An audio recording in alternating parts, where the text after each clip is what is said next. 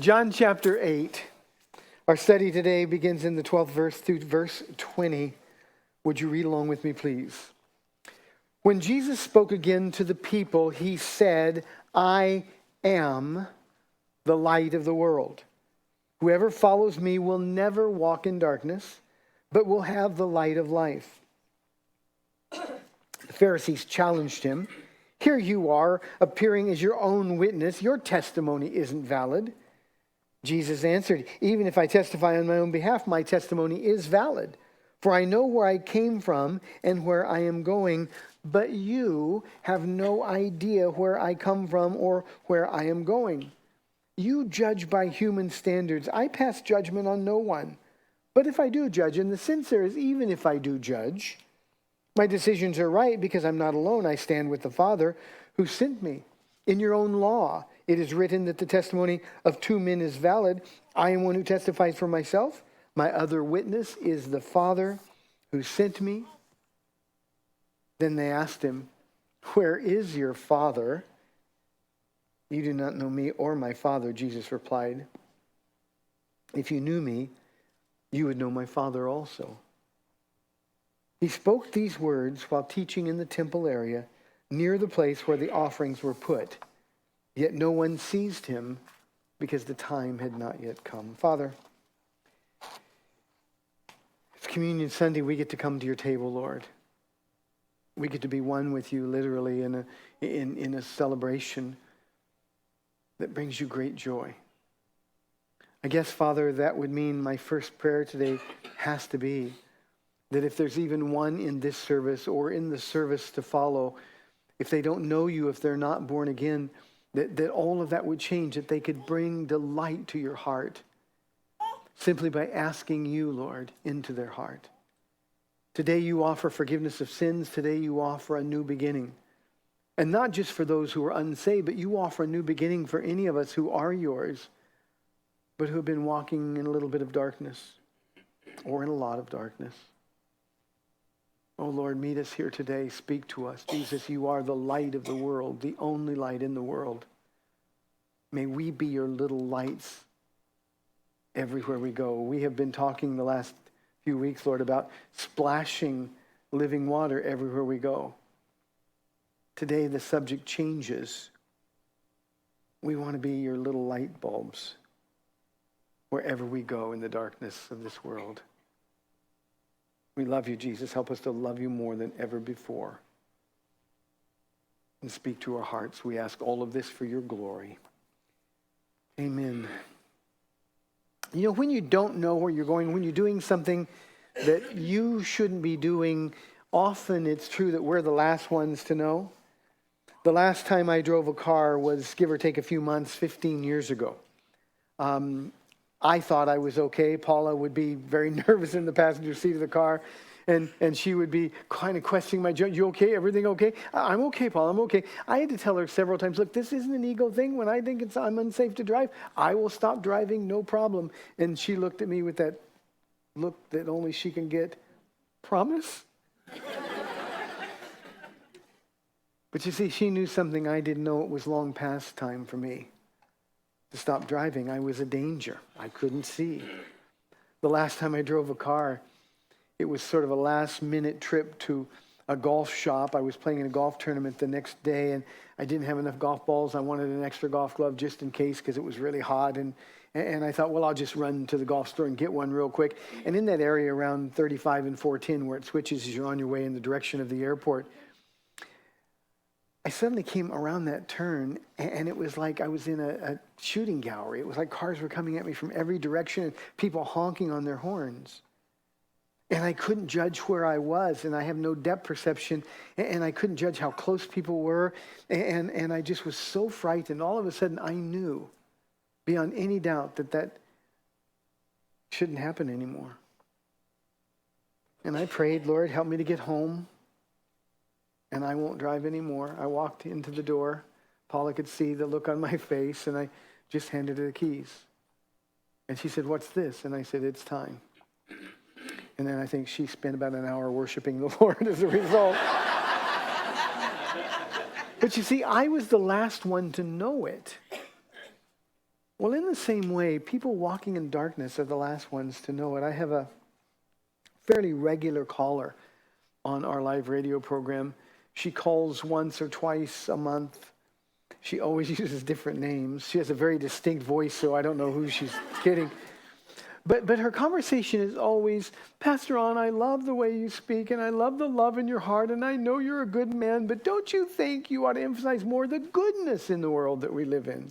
The goodness that we have living in our hearts. Don't you think that we ought to focus more on those things instead of sin and all of the things that you say? I know you say them in a loving way, and my answer to her is always the same. Look around you. The world is in darkness, but those walking in darkness, those who are hopeful that we're not as dark as it appears that we are, we're always the last ones to know. Today, Jesus wants all of us to know for sure. He's going to declare it very clearly to his opponents, but at the same time, this is a valuable message for us as well, because too often we think we're okay. Too often we think that all is fine and no problem. But we're walking in darkness, and Jesus wants to lead us by his light. We begin this Communion Sunday in verse 12, when Jesus spoke again to the people. Now our scene has shifted yet again. Jesus has moved from the temple courts to the place where offerings were made in the area. As we close our study a little bit later this morning, we're going to see that this is a very significant place. I do want to point out to begin, however, that this was a place where only those who were reputed to be leaders, those who were recognized teachers, would have the authority to speak.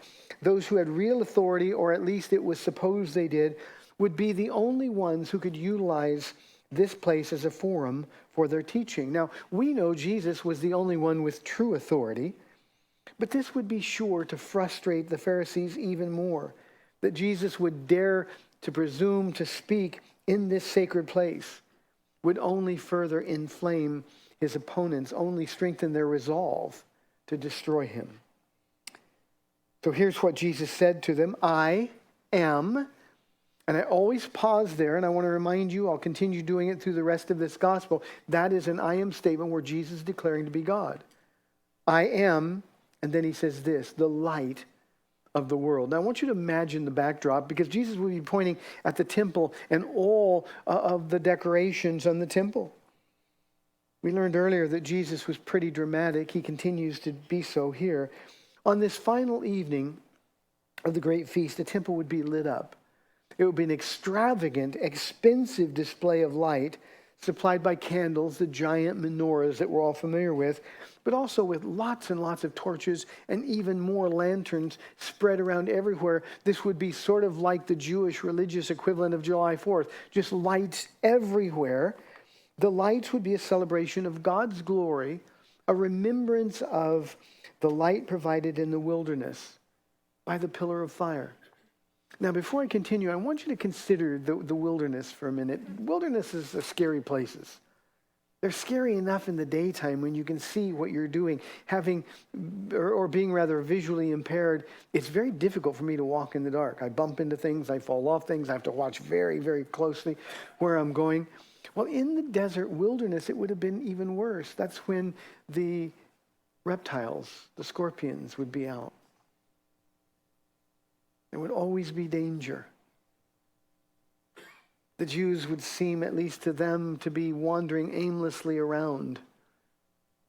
But when the darkness came, there would be the one constant source of comfort, that pillar of fire every night. That was Jesus himself, by the way. And that pillar of fire. And I can imagine a family in a tent, and they're set up for the night. Sometimes they would stay for one night. Sometimes they would stay for many, many nights. And as the children might get frightened a little bit, or as things got just a little bit cold or a little bit dreary looking, the head of the household would kind of peek out the tent and look and see the fire is still there. He'd be able to say to his family, it's okay, the fire is still there. The light is still there. That light, that pillar of fire, was a constant source of comfort. Sometimes I wish my own life was that clear in terms of where to go and when to go. Hey, when the pillar gets up, we go. When the pillar stays, we stay. But it would always be a constant source of comfort, a reminder that God's glory went before them. A pillar of cloud by day, a pillar of fire by night. But as long as that cloud was there, as long as that pillar of fire was there, they would know all was going to be okay. Now, according to the Mishnah, this feast, in this, all the decorations, the light of this feast would point to the days of the Messiah to come. It is in this backdrop that Jesus declares himself to be the light of the world. He might as well have stood up and said, I was the pillar of fire, and now I am from my Father the gift of the light to the world and of the world. You know, it always kills me that people say, Jesus never said he was God. He says it so often, so continually, that later in this very same chapter, he's going to look at the people and say, why do you not understand my speech? I mean, he said the same thing so many times. Now, not only would the Pharisees be insulted that Jesus spoke at all in this place of authority, but they would be murderous over his claim now to be the Christ, the light of the world. Make no mistake, they knew exactly what Jesus was claiming to be. In fact, this was the light that Simeon was referring to when he first laid eyes on the baby Jesus in Luke chapter 2. Listen to what he wrote. He wrote, for my eyes have seen your salvation, which you have prepared in the sight of all people, a light for revelation to the Gentiles. Now think about that. Simeon had no idea about Gentile inclusion. And yet this light, even as a baby, was recognized as a light for those of us in San Antonio, Texas, 2,000 years later. A light for revelation to the Gentiles and for glory for your people Israel. Jesus might as well have stood before them and said, this is the glory of God standing before you in all of its splendor. Now again, a mark of turning here is noted. Jesus begins declaring for the very first time openly, even to his opponents, that which up to now he'd only been declaring to his disciples. He was letting them know that to resist this light, to resist him, was to resist God. He was letting them know that the consequences of their wickedness will be an eternity separated from God. And this is the reason that things from this point forward, for the rest of our Bible study in the Gospel of John, things get very, very heavy in Jerusalem. Now, how can we apply this truth that Jesus is the light of the world in our lives? I think the first thing, a very important thing, I hope an obvious one, is that apart from Jesus, we're all in the dark. Now, like the radio listener, there's a lot of us that really don't believe that. You know, we like to think, we've been conditioned to believe that mankind is basically good. You know, left alone, generally speaking, man will do the right thing. Well, we've proven that that's not the case. The darkest time in Israel's history was the time of the judges, when men did what seemed right to them. When we do what seems right, when we do what makes sense, that's when we find ourselves in trouble. Jesus saying, look, I'm the light of the world. If you will follow me, I'll keep you out of those places of difficulty, those places of trouble. It's really sad, not only that the world believes that we're getting better, that man is basically good, but it's tragedy that even some identifying Christians believe that we're okay the way we are. The world has done such a good job of selling that even Christians have bought their lies. You know, the truth is many identifying Christians reject the teachings of the Apostle Paul because he's constantly saying things like, in my flesh is nothing good. That just grates on us, doesn't it? In my flesh is nothing good, and it means literally that. We like to say, no, I'm a good person. I try to do good things. Well, what Paul would say, any good that comes from you is the good that's in you, Christ in us, the hope of glory. Paul says all have sinned and continually fall short of the glory of God, and the tense there is continually fall short, continually. And we don't like hearing those things. Even worse, when he writes that we're slaves to sin, we reject that teaching. But we forget it was Jesus, not Paul, who first declared the depravity of the human condition.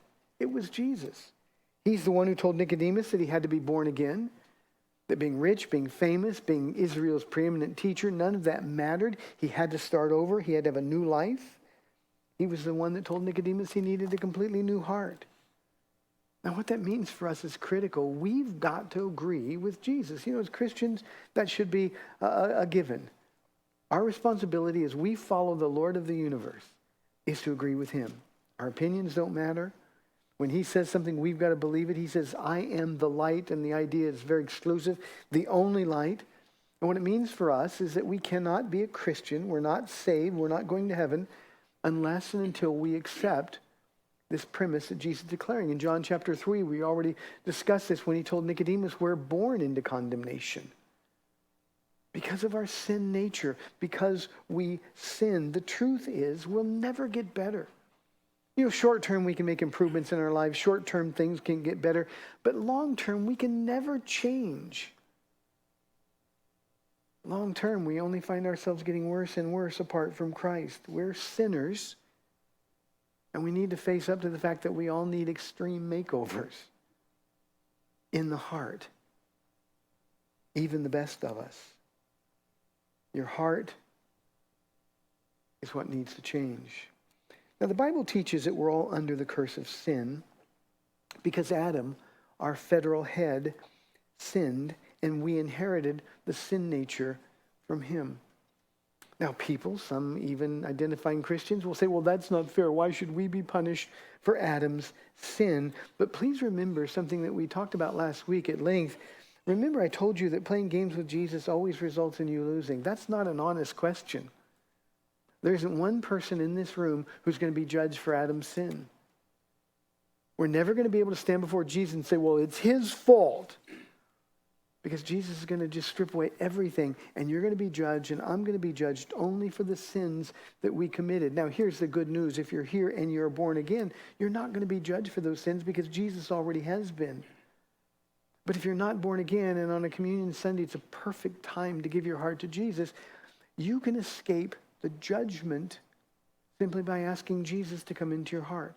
And I'll give you that opportunity at the end of our Bible study today.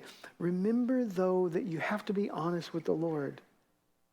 We're going to be judged for our own sin, period. And Jesus is simply giving all of us the opportunity to come out of darkness, ask Jesus into our hearts. If you are a Christian and you're walking in darkness, he's about to strip every excuse you have for walking in the darkness. That's the practical help that comes next. He says, whoever follows me will never walk in darkness, and it's a definite article in Greek, so it's in the darkness. And Jesus is making a clear distinction so that they would know exactly what he's talking about. Whoever follows me will never walk in the darkness, but will have the light of life. Now, why this is practical isn't as important as that it's critical. Following Jesus, please understand this, following Jesus precludes walking in the darkness of this world. Precludes any possibility. A Christian need never wonder about where he or she is. If we follow Jesus, he will always lead us in his light. Just like that pillar of fire at night in the wilderness, we can always know where he's going, and we always know he's walking in the opposite direction of darkness. Psalm 119, the 105th verse says, your word is a lamp to my feet and a light for my path. When I'm running in the streets or even when I'm walking, I have to look at every place I put my feet. Because I have no depth perception, I fall into holes, I fall off curbs, I can't see things. And so I have to be very, very careful. Well, the same thing is true for us spiritually. When we find ourselves sort of slipping away, when we find ourselves agreeing more with worldly ideas about right and wrong, we're in danger of walking into the darkness. And we don't have to be, because his word is a light for our path. In other words, when we find ourselves walking in sin, walking in the darkness, we're the ones who got us there. Not Jesus. We got ourselves there on our own. That's why in his model for prayer, one of the things Jesus taught us was to pray like this. In Matthew chapter 6, he said to lead us not into temptation. Now this is what we're to pray. Father, lead us not into temptation, but deliver us from the evil one. The idea here is when we're following Jesus, we're going in exactly the opposite direction of darkness.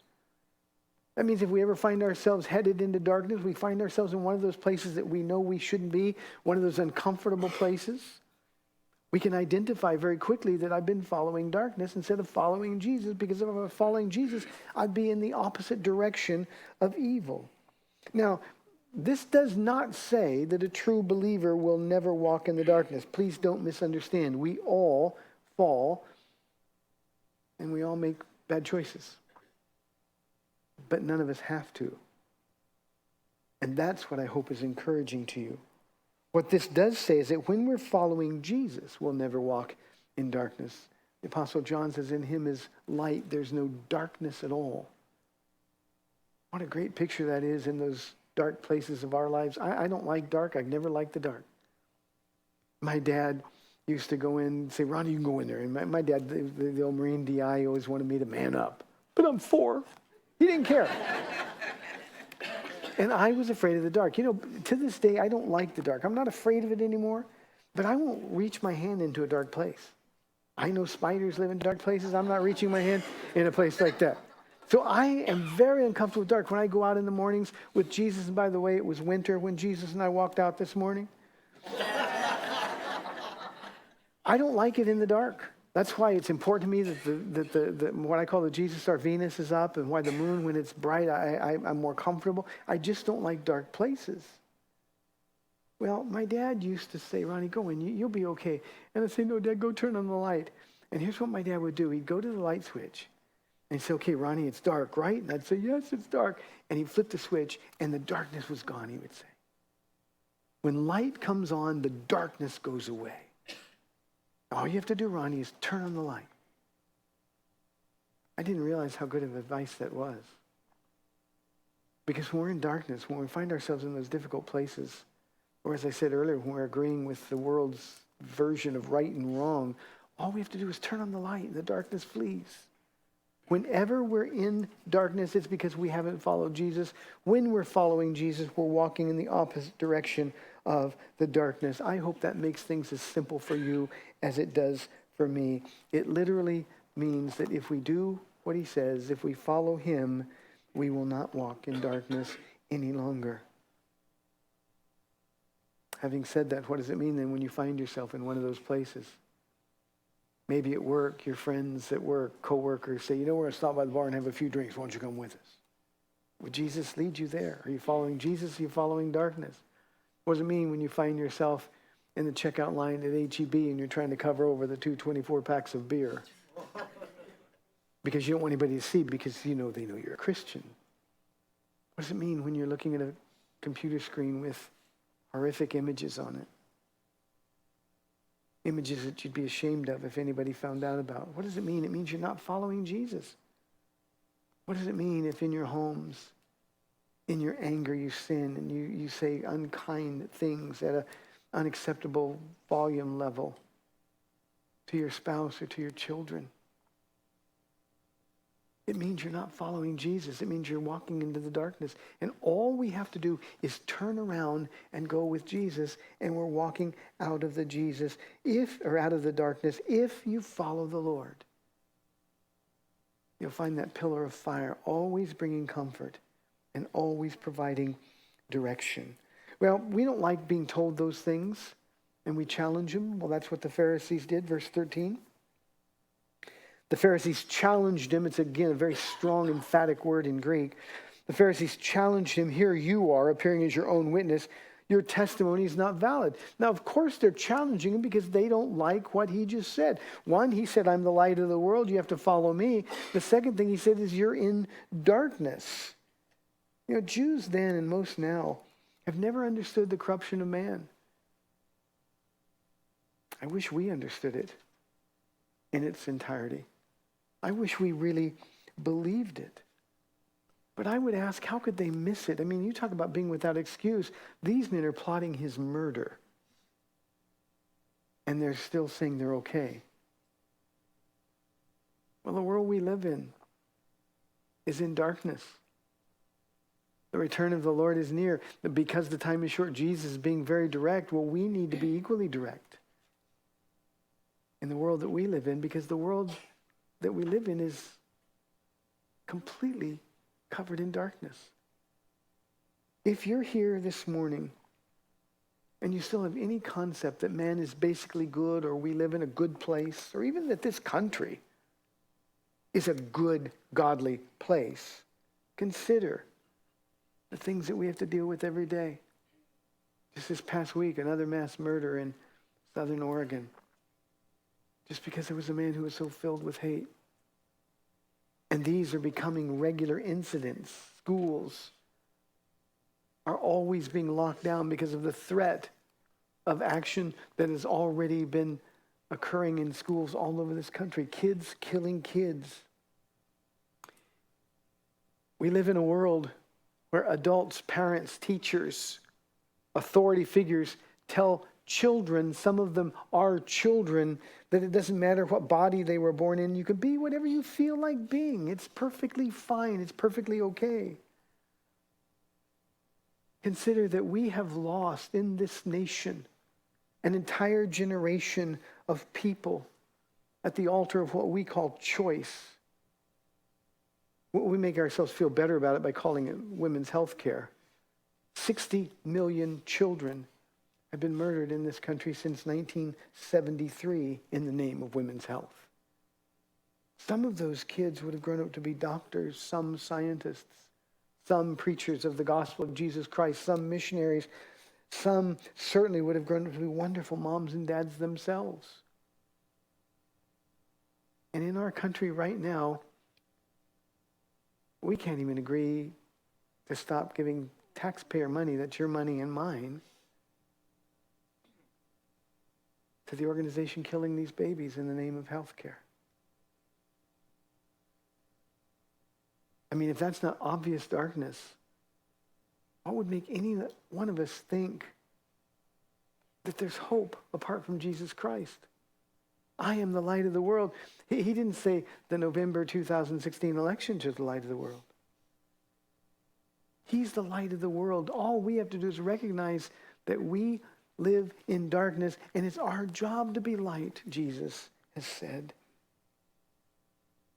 And all because we wanted the freedom to engage in immoral sex without the consequence of those inconvenient babies. And when you say things like that, the world looks at you like you are the most narrow-minded, bigoted, hateful, judgmental person ever. It didn't matter to Jesus. He declared that he was the light of the world. Is it even possible, given the evidence of the world that we live in? And make no mistake, I believe with all of my heart this is the best country on the face of the earth. But in this country, is it even possible to conclude that humans are basically good? If you can't tell that we're living in darkness, Satan has you fooled. And Jesus is trying to challenge you today. No wonder the Jewish leaders challenged Jesus. He answered them, verse 14. Even if I testify on my own behalf, my testimony is valid, for I know where I came from and where I am going. Now that's the basis for him making this judgment. I know who I am. I know where I'm from. I know where I'm going. We could say exactly the same thing. We know that we're children of the King of Kings and the Lord of Lords. We know that light lives in us. We can tell the difference between right and wrong. And so our testimony is valid. That doesn't make us the Holy Spirit in people's lives, but it obligates us. It obligates us to take a stand for right and wrong in the world that we live in. And when he says this, it breaks his heart, but you have no idea where I've come from or where I'm going. You judge by human standards. I pass judgment on no one. Jesus is saying, you think I'm the son of a carpenter. You think just because you know my family that you know who I am, but you don't know who I am, and you don't know where I'm going. You don't know where I've come from.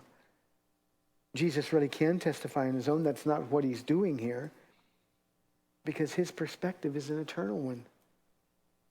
He says, but if I do judge, my decisions are right because I'm not alone. I stand with the Father who sent me. In your own law, it's written that the testimony of two men is valid. I am one who testifies for myself. My other witness is the Father who sent me. You know, we have this obligation, and I think we all know it instinctively. When somebody's considering abortion, we know it's our responsibility to tell them that they can't do that. When somebody is getting involved in sinful activity, we know that they can't do it. We have an obligation to tell them. But we don't do it because we don't want to be considered judgmental. We don't like it that people won't like us or that they'll call us names. But Jesus is simply saying, look, my testimony is your testimony. And we have to take a stand for what is right, a positive and a firm stand for right. We have to be able to declare that something is wrong without worrying about what people think about us. Will people be mean? Will they refuse to hang around you? Probably.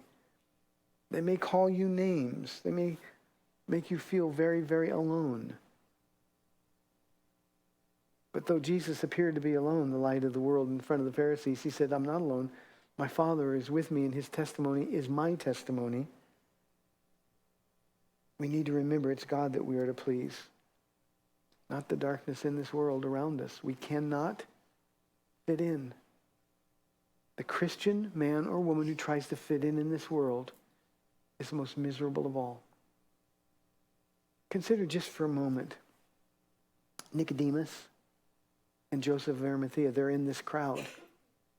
They know that Jesus' murder is being plotted. We know that by this time in Jesus' ministry, they're secret believers. Can you imagine for a moment when Jesus said, I am the light of the world, as he points to all of the lights around the temple? He says, I'm the light of the world. Can you imagine how their hearts would have jumped in their chest? Can you imagine what that would have meant to them? They would say, I knew it. But they have to be quiet about it. They're unwilling to take a stand for righteousness.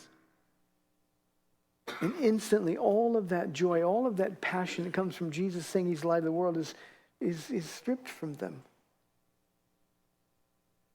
Because they're cowards, they won't take a stand for the Lord. When you go to work tomorrow in your neighborhood with your own family members, you can come over, but I don't want to hear anything about Jesus. Just, sorry, if I go, he goes. We don't want to be on the outside. I would ask you to consider, do we want to be on the outside with Jesus or on the inside in the darkness? That's the whole point of Jesus declaring himself to be the light of the world. Well, their response, the religious leaders, is what we would expect. Ridicule. Verse 19 says they asked him, where is your Father? Now we're going to see this again in our study next time. The Pharisees, at least what they're trying to do here is insult Jesus. The rumors never went away. The persistent rumors of an illegitimate birth. A Roman soldier was thought to be his father. It's just one more incident that shows how much God loved you and how much he loved me. He endured these horrible lies. By the way, not just against him, against his mother. You know, I'm one of those guys. You could talk about me. I've got pretty thick skin, but don't talk about my mom. And he endured those lies for you and for me. And that's why he turns now very solemnly. You can almost hear the seriousness of his tone as he says to them, you do not know me or my Father. If you knew me, you would know my Father also. You're lost. I know where I'm going. I know where I came from. But here's what he's saying to them now. I know where you're going because I know who your Father is. Now, a couple of very quick things, and then we'll close this study and prepare your hearts for communion, please. There is no relationship with God apart from Jesus Christ. That's what he's saying. If you knew me, you would know my Father also. You can't pick and choose. If you're here and you're not born again and you've always sort of rebelled against the idea of having to go through Jesus to get to God, you need to understand Jesus declaring that he is God. And because he's the one who made the sacrifice for us. He's the only way we have access to the Father in heaven, the only way. And Jesus is being as clear as he can possibly be about the consequences of not knowing him and his Father. He spoke these words while teaching in the temple area near the place where the offerings were put. Yet no one seized him because his time had not yet come. It was appropriate that all these words were spoken next to the offering box. In fact, I think it was purposeful. What Jesus was doing, standing by the place where they put money in the temple treasury.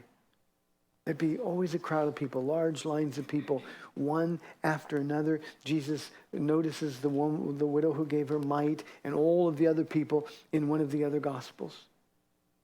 This was a place that he would be often. This was a place where he would notice what people were giving to God. And now as he stands next to those offering boxes, Jesus is saying, I am the light of the world. I am God's offering for you. He offered everything, holding nothing back.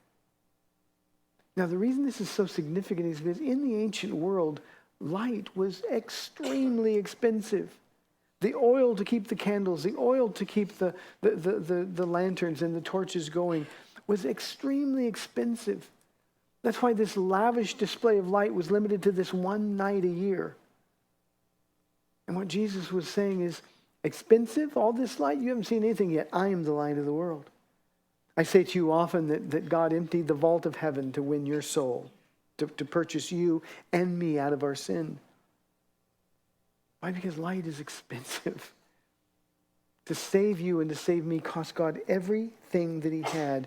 And Jesus, in this wonderful I am statement, declaring himself to be the light of the world, said, I paid the full price and beyond for your life and mine eternally. The point is simple. He wants you to know how valuable you are. He wants you to know how valuable you are. He's standing by an offering box. And he's saying, I'm the light. You talk about expensive. I gave everything for you. Now, our response to that is what I want you to consider as we partake of communion today. What's our response? I mean, we don't have to do anything. Jesus paid the price, the full price. There's nothing we can add. There's nothing we can provide God. But what should we do in response? Should we not be so grateful? Should we not be so thrilled that he loves us that much? That we take the Apostle Paul's advice from the book of Romans and offer our bodies as living sacrifices, literally everything we are, everything we have, everything we will be. Should we not, in response to this expensive, extravagant gift of light, should we not offer ourselves to God, holding nothing back? If you got one foot in the darkness, trying to keep one foot in the light, you're holding you back. And as I said earlier, the most miserable of all people, Christian trying to fit in just doesn't work. Jesus will never let it work, by the way. So what should you offer? He's standing by an offering box. The picture I want you to have as you come to the table of communion is you standing by one of our offering boxes. I should cut much bigger holes, not so you could put more money in, but so that you could jump in there yourselves. Should that not be our response to the one who gave everything for us? If you're here and you're not born again, why? Your life is a mess? You've got an emptiness in your heart that only he can fill? If you're here as a believer and you still are dealing with that emptiness, you know you're still not where you should be, why? Why take one more step in darkness? Instead, why not simply say, Jesus, I'm going to jump in my own offering box and offer everything I am to you. You're the light of the world. I want to be at least your flashlight. I'll close with this. Last week, I think it was last week, maybe it was 2 weeks ago, I told you about the people on my walk that got me my reflector shorts. Well, this morning, I could hear them rattling their cart. And finally, when they got close enough to see me in the shadow, the man took out a flashlight. And he shined it right at me and goes, I just wanted to see if you were wearing them. Jesus is going to shine his flashlight on us so that people can see that we're wearing him. Please consider these things as we come to the table of communion. Would the ushers come forward and prepare the elements? Father, as we prepare our hearts for communion, this idea of walking in darkness or walking in the light is so simple if we're honest, Lord. I pray that this room, as we come to the table, is full of repentance. I pray for some among us who are not yet born again, who would consider giving their lives to you.